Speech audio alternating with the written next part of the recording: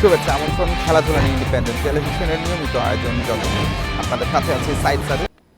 ঝড়ের কারণে যুক্তরাষ্ট্রের সঙ্গে টি-20 সিরিজ নিয়ে শঙ্কা থাকলেও হিউস্টনে জিমে ব্যস্ত সময় পার করেছে বাংলাদেশ দল, অনুশীলনও করেছে। বিশ্বকাপের আগে ছন্দে ফিরতে অধিনায়ক নাজমুল শান্ত আর ওপেনার লিটনের উপর থাকছে বাড়তি চাপ। সিরিজের প্রথম ম্যাচ হবে 21 মে।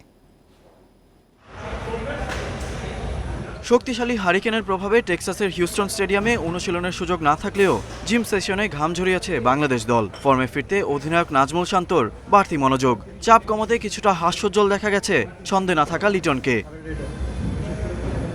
টি-20 সিরিজে জিম্বাবুয়েকে 4-1 ব্যবধানে হারালেও কথা বলেনি শান্ত লিটনের ব্যাট। বিশ্বকাপের আগে তাদের এমন পারফরমেন্স চিন্তার কারণ। জিম্বাবুয়ের বিপক্ষে টাইগার অধিনায়কের ব্যাটে 5 ম্যাচে মাত্র 81 রান, সর্বোচ্চ 36। শর্টার ফরম্যাটে তার স্ট্রাইক রেটও হতাশাজনক। বিশ্বকাপের আগে নিজেকে ফিরে পেতে যুক্তরাষ্ট্রের সঙ্গে সিরিজের পাশাপাশি প্রস্তুতি ম্যাচে ভালো পারফর্ম করা জরুরি তার। ওপেনার লিটন আরও পিছিয়ে। জিম্বাবুয়ের বিপক্ষে প্রথম 3 ম্যাচে তার ব্যাটে 1, 23 ও 12 রান, তাই পরের 2 ম্যাচে তার পরিবর্তে দলে সুযোগ পান সৌম্য সরকার। লিটনের ফর্মে না থাকা নিয়ে আক্ষেপ বিসিবি সভাপতি নাজমুল হাসানের। 1 বছর আগেও যদি আমি কাউকে জিজ্ঞেস করতাম যে আমাদের বেস্ট ওপেনারকে তামিম ছাড়া, অবশ্যই সবাই বলতো লিটন দাস। কিন্তু এখন লিটন ফর্মে নাই, এখন ফর্মে নাই থাকতে পারে, কাজে সেই জায়গায় দোয়া করতে পারি যে যেন ফর্মে ফেরত আসে। ইনজুরিতে থাকা তাসকিনও ব্যস্ত ছিলেন জিমে। বড় মঞ্চে নিজেকে প্রমাণে মোস্তাফিজ মাহমুদুল্লাহদের সঙ্গে দেখা গেছে রিশাদ তানজিমদেরও। Ghalib Hasan, independent news. বাংলাদেশের টি-20 বিশ্বকাপ মিশনে বড় নাম হতে পারেন মুস্তাফিজুর রহমান। অভিজ্ঞ এই পেসারকে নিতে হবে বাড়তি দায়িত্ব। 2016 থেকে বিশ্বকাপ খেলা তারকার আক্ষেপ আছে বড় মঞ্চে ভালো কিছু করতে না পারার। সতীর্থদের সঙ্গে টি-20 বিশ্বকাপে দারুণ কিছু করতে মুখিয়ে মুস্তাফিজ। সাকিবের পর বাংলাদেশ ক্রিকেটের সবচেয়ে বড় বিজ্ঞাপন মুস্তাফিজ। দেশের জার্সিতে খেলে ফেলেছেন প্রায় 10 বছর। আইপিএল এর কারণে মুস্তাফিজের জনপ্রিয়তাও অনেক বেশি, ব্যক্তিগত অর্জনও কম নয়। তবে বাকি সিনিয়রদের মতো আক্ষেপ আছে বিশ্ব মঞ্চে দেশকে ভালো কিছু উপহার দিতে না পারার। দেশের হয়ে খেলাটা একটা গৌরবের বিষয়। আমি সবসময় এনজয় করি দেশের হয়ে খেলাটা। বড় প্লেয়ার যে সময় হয়, বড় ইভেন্টগুলো জিতে, একটা বড় ট্রফি জেতে, সে সময় বড় প্লেয়ার বলা হয়। এটা তো আক্ষেপ তো সবসময় রয়ে গেছে। চেন্নাইয়ের হলুদ জার্সিতে দারুণ করেছেন এবারের আইপিএলে। এরপর জিম্বাবুয়ের বিপক্ষে 2 ম্যাচে নিয়েছেন 3 উইকেট। পারফর্ম করেই সমালোচনার জবাব দিয়েছেন। এর আগে শ্রীলঙ্কার বিপক্ষে 3 ম্যাচে দিয়েছিলেন ওভার প্রতি 11 করে। ভালো লাগার হলে আমি টি-20টা খুব এনজয় করি, মানে এই ফরম্যাটটা বেশি প্রেশার, এই কারণে আমার মনে হয় ভালো লাগে। আমি প্রেশারটাও অনেক এনজয় করি। পেস অ্যাটাকে সবচেয়ে অভিজ্ঞ মুস্তাফিজের উপর দায়িত্ব বেশি এবার। বাকিদের সাথে অভিজ্ঞতা শেয়ার করে কঠিন সময় মোকাবেলার সাহস দেন। তাসকিন, শরীফুল, সাইফুদ্দিন, হাসান, আমি যতটুকু শিখছি সেগুলো ওদের সাথে শেয়ার করব, যদি আমাদের আর একটু ইমপ্রুভ হয়। আপনার এখানে সাকিব ভাই আছে, রিয়াদ ভাই আছে, আমরা মাঝখানে আছি। আমরা যদি কোনো সময় আটকাই যাই কোনো বিষয় দ্বারা, গ্রাউন্ডে হতে পারে যে কোনো কিছু জানার থাকলে, তখন আমরা ভাইদের কাছ থেকে যে ডিসিশনগুলো নিতে পারবো। টি-20 বিশ্বকাপে 15 ম্যাচে 20 উইকেট নিয়েছেন। ইকোনমি 7.5 করে রান দিয়ে, তাতে খুব একটা স্বস্তিতে থাকার উপায় নেই। শেষ 10 ম্যাচে উইকেট সংখ্যা মাত্র 5। ফর্ম আর কন্ডিশন অবশ্য ভালো কিছুর আভাস দিচ্ছে এবার। Mazharul Islam, independent news. টি-20 বিশ্বকাপে বাংলাদেশের ফিনিশার ভূমিকায় জাকের আলী অনেকের ওপর ভরসা। দলের প্রয়োজনে জাকেরকে স্ট্রাইক রেটে মনোযোগ রাখার সঙ্গে ঠান্ডা মাথায় খেলার পরামর্শ নুরুল হাসান সোহানের। জাতীয় দলে ফেরার লড়াইয়ে হাল ছাড়ছেন না সোহান। লোয়ার মিডল অর্ডারে সামর্থ্য প্রমাণে জাতীয় দলে জায়গা পাকা করেছেন জাকের আলী অনেক। টি-20 বিশ্বকাপে মাহমুদুল্লাহর সঙ্গে ফিনিশার রোলে জাকেরের ওপর নির্ভর করবে টাইগাররা। বিশ্বকাপের মতো বড় মঞ্চে কাজটা আরও চ্যালেঞ্জিং। গত বিশ্বকাপে খেলা সোহানও সেটা মেনে দিয়েছেন পরামর্শ। ওই সময় হাই স্ট্রাইক রেট রেখে টিমের জন্য সবসময় কন্ট্রিবিউট করাটা, ওই স্ট্রাইক রেট মেনটেন করাটা ডিফিকাল্ট হয়ে যায়। বাট আমার কাছে মনে হয় যে যদি ম্যাক্সিমাম যে অপরচুনিটিগুলো আসে মাথা ঠান্ডা রেখে ওইটা যদি করতে পারে, অবশ্যই আমাদের টিমের জন্য ভালো হবে। 2022 জিম্বাবুয়ে সিরিজের পর ত্রিদেশীয় সিরিজের অধিনায়ক। সেই বছর টি-20 বিশ্বকাপে সহ অধিনায়ক ছিলেন সোহান। এরপর জাতীয় দলে অনিয়মিত হয়ে পড়েন। ঘরোয়াতে পারফর্ম করেও নির্বাচকদের সুনজরে না আসায় রয়েছে আক্ষেপও। ধৈর্য রাখাটা অনেক ইম্পর্টেন্ট। সব কিছু মিলায় আসলে আমি যেটা নিজের ওইভাবে তৈরি করতে চাই যে যাতে নিজের স্কিল এবং ফিটনেস নিয়ে আরও ওইভাবে থাকি এবং যখন নেক্সট সুযোগটা পাবো সুযোগটা যাতে কাজে লাগানোর চেষ্টা করি। জাতীয় দলের বাইরে থাকা হতাশার, ক্যারিয়ারের উত্থান পতন সামলে নিজেকে প্রস্তুত রাখতে চান সোহান।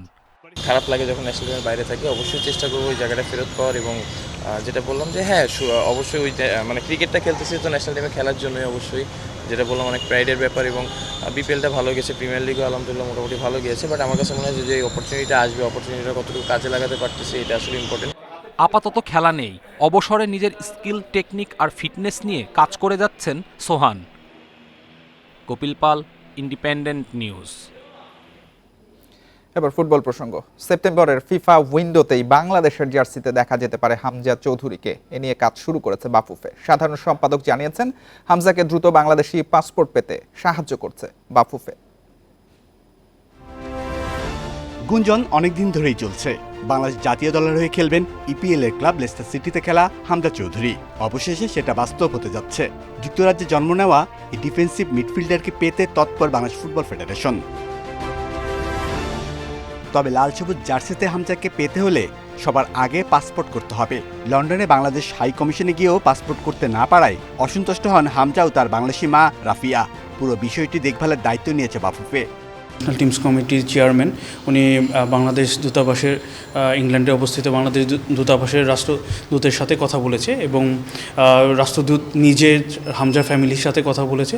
পরবর্তীতে হামজা যখনই যাবে তাকে আমরা সর্বাত্মক সহযোগিতা করবে দূতাবাস থেকে। হামজার পাশাপাশি এবার আরেক আফ্রিকান ফুটবলার সুলেমান দিয়াবাতেকে নিয়েও কাজ শুরু করেছে বাফুফে। টানা 5 মৌসুম ধরে মোহামেডানে খেলছেন দিয়াবাতে। তার বিষয়ে এরই মধ্যে স্বরাষ্ট্র মন্ত্রণালয়ে যোগাযোগ করা হয়েছে। ইমিগ্রেশন বিভাগে গত 5 বছরের তথ্য দেখে পরবর্তী প্রক্রিয়ায় যাবে বাফুফে। স্বরাষ্ট্র মন্ত্রণালয়ের সাথে আমরা যোগাযোগ শুরু করছি যাতে তার ইমিগ্রেশনে বাংলাদেশে অবস্থানকালের সময়টা আমরা জানতে পারি। এটা one of the criteria for ফিফার অ্যাপ্লিকেশনের জন্য। আমি মনে করি দিয়াবাতে ইনফরমেশন আমরা স্বরাষ্ট্র মন্ত্রণালয় থেকে সঠিকভাবে পেলে তখন পরবর্তীতে আমরা জানাতে পারব। সব আনুষ্ঠানিকতা সেরে বাংলাদেশের হয়ে হামজার খেলা এখন সময় সাপেক্ষ ব্যাপার। সেপ্টেম্বরে বাংলাদেশের জার্সিতে দেখা যেতে পারে তাকে। Shamim Ahmed, independent news, Dhaka. English premier লিগের শেষ দিনের রোমাঞ্চে চ্যাম্পিয়ন ম্যানচেস্টার সিটি ওয়েস্ট হ্যামকে 3-1 গোলে হারিয়ে উৎসব করেছে সিটিজেনরা। আক্ষেপ নিয়ে দ্বিতীয় অবস্থানে থেকেই মৌসুম শেষ করল আর্সেনাল। 2 পয়েন্টের লিডে ম্যান সিটির জন্য সহজ সমীকরণ ছিল। বিপরীতে জয়ের সঙ্গে আর্সেনালের দরকার ছিল ম্যান সিটির ব্যর্থতা। ঘরের মাঠে ওয়েস্ট হ্যামের বিপক্ষে কোনো ভুল করেনি ম্যানচেস্টার সিটি। ম্যাচের 18 মিনিটের মধ্যে জোড়া গোল করেন ফিল ফোদেন। প্রথমার্ধে 1 গোল শোধ দেয় ওয়েস্ট হ্যাম। বিরতি থেকে ফিরেও দাপট ধরে রাখে সিটি। 59 মিনিটে ব্যবধান 3-1 করেন রদ্রি। টানা চতুর্থবার ইপিএল এর চ্যাম্পিয়ন হয়ে রেকর্ড করল ম্যান সিটি। আর্সেনালের দুর্দান্ত মৌসুম শেষ হলো রানার্স আপ হয়ে। শেষ দিন এভারটনকে 2-1 গোলে হারিয়েছে আর্তেতার দল।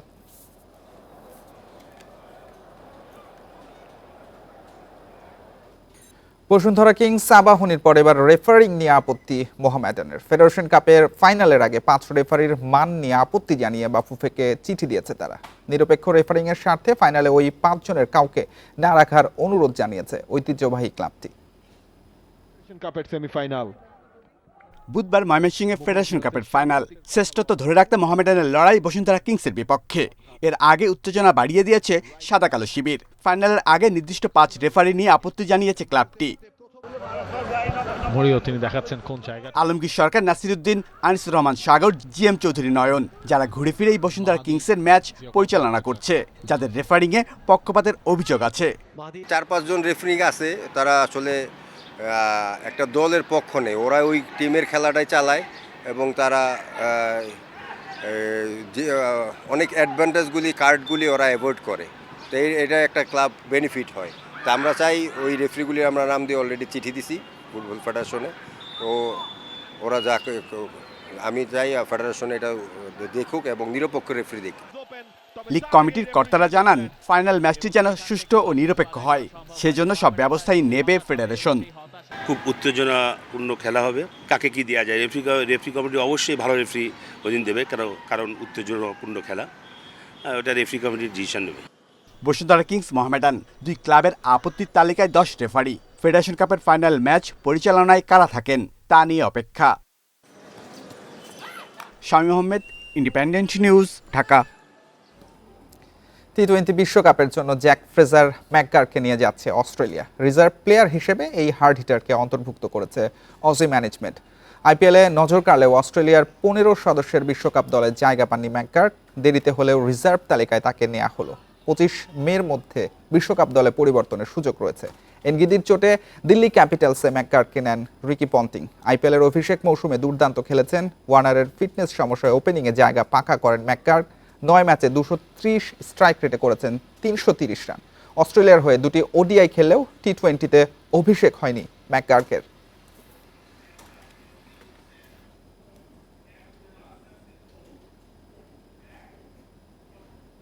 এই ছিল আজকের যত খেলা। ইন্ডিপেন্ডেন্ট টেলিভিশনে সব খবর বিস্তারিত জানতে চোখ রাখুন ফেসবুক, ইউটিউব এবং এক্সে।